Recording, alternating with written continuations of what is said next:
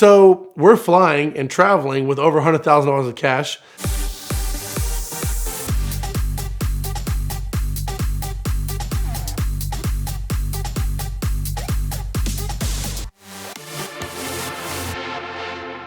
I have this one customer who will remain nameless in the story. He is an impulse buyer and likes to buy stuff now. When he told me he was interested in selling his GTR that was an alpha car, it was a built GTR, 1,000 horsepower GTR. I was like, He's like, I want to sell the GTR, I want to buy something. I said, okay, great, what do you want to do? He says, you remember the first time you met me, what you told me? I said, I do actually. He says, you told me I look like a Lamborghini guy. I said, you know what, you're right. Pull up in your loafers, your Gucci loafers, and you have, your Versace on and this and that. I just don't see you as a GTR guy. That's just like a kid's car, Ever since then, he said, it kind of set with me for a while. And now I want to buy a Lamborghini. I'm like, well, you've only had your car for like not even a year yet. And we've done so much work to your car. Big turbos. It's on 485. It's got so much going on with it. It's a custom wide body Rocket Bunny, GTR. The car makes lots of power. He didn't seem like he was happy with it. He says, ever since you told me I was a Lamborghini guy, I just never felt like this was truly my car. He says, I hate you for it, but I love you for it. So what do? We wrap the car to change the color, spice it up a little bit, put it up for sale. Sells like this. He's got $80,000, $90,000 in his pocket to blow. Let's go buy something. So we're looking at a couple different cars. I sent him some links. He really wanted to get a Huracan. He was looking between 160 and 200 for a Huracan, maybe a little bit higher miles, and then work your way up to an Aventador. His plan was, I don't know why, he kept looking out of town. So this man calls me one night. I believe it was a Thursday night. And he calls me and says, hey, can you leave? I said, yeah, you need to go to the shop or something like that? No, we're flying to Montana tomorrow. I was like, to buy a Lambo? Yeah, I found one. We're gonna go. I got cash. Let's do it. He comes and picks me up like 6 hours later at like 5 or 6 o'clock in the morning. We fly out at 8 a.m. the next day. So we're flying and traveling with over $100,000 of cash. Yes, it's not mine, but still, you're just like, you're on high alert going to the Atlanta airport and Montana.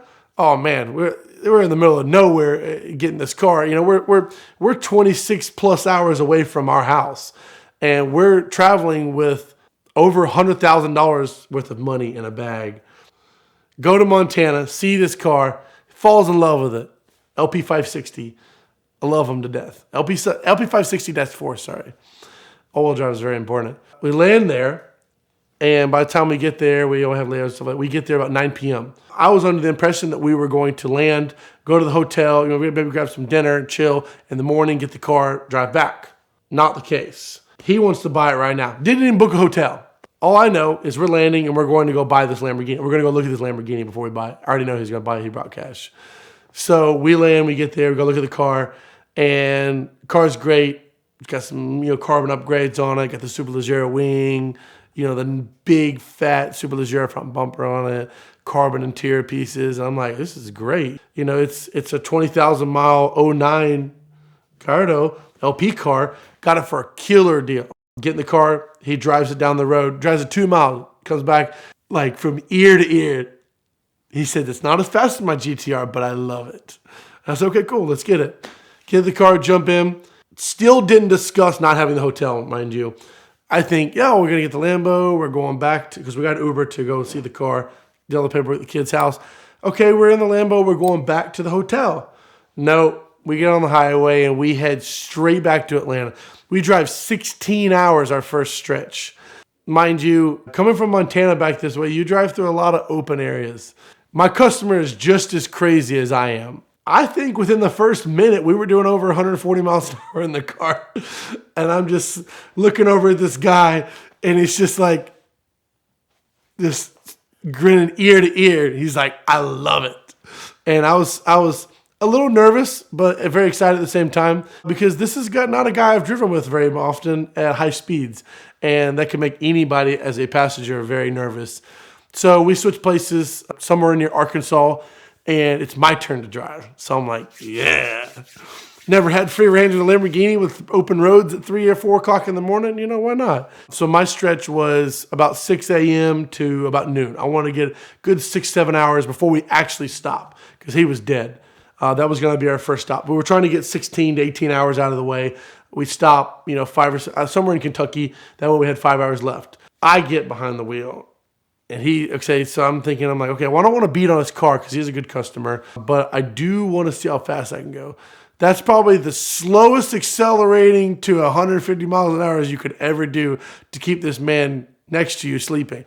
So I think the most interesting experience is doing 150 miles an hour in a Lamborghini across Arkansas with my customer sleeping next to me. The feeling of where I'm at in my life right now is just mind-blowing because the fact that I can have the opportunity to have the experience, to have my customer sleeping, flying me out of state because he trusts my opinion with a car and let me drive his car no matter how fast I want to go is a pretty incredible feeling if you ask me. I'm just saying. Our plans for the car, now that we have arrived, are to make it significantly faster. We're going to do wide body. He wants to do custom wheels, twin turbos. We're going to do everything on this car. And what's exciting about this car now that we have gotten back here is that he wants to go faster and faster and faster in the car. So now that there's 2 other Lamborghinis in Atlanta that are twin turbo, he's like, we need to beat them. I like that attitude. So I think driving back that far with him was an eye-opener. How the car aerodynamically is significantly better than my 370Z. But the overall driving experience with the car, yes, it might make less power than his GTR, but the overall driving experience of that car going 1,600 plus miles in a day and a half period, it's a wonderful feeling because I've never driven a Lamborghini that long. I've driven them, test driving them, picking up from customers in Atlanta and whatnot, doing service repairs and upgrades on them. Having a good 6 hours to have free reign over some states that I probably shouldn't have gone that fast in. And Lord knows who I passed. I mean, it was night, the windshield's tinted, so you can't see it well. So you just kind of go. And it's pretty exhilarating, if you ask me about that. But I'm sure I passed a few cops. I've learned over the years to, you pass a cop over 100 miles an hour, you stay in it, and you don't let up. And you hope that you can outrun that radio. That's the main goal. But the plan now is to do big turbos on it. And I honestly think it would be really cool to do the same drive with twice as much power. Call me crazy, but I think we can do it faster.